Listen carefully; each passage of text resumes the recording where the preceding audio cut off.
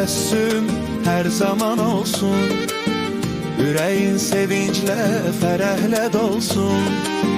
Fərəhlə deyirəm mən bu kəlməni, dostum ad günün mübarək olsun.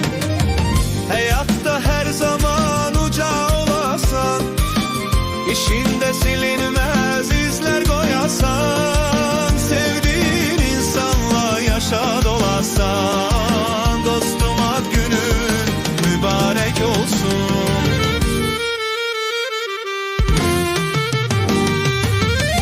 Sədaqətən yaxın sirdaşın olsun, qəm kədər utancdan pərişan olsun, məhəbbət üstündə yorğanın olsun, dostum ad günün mübarək olsun, dostum ad günün mübarək olsun.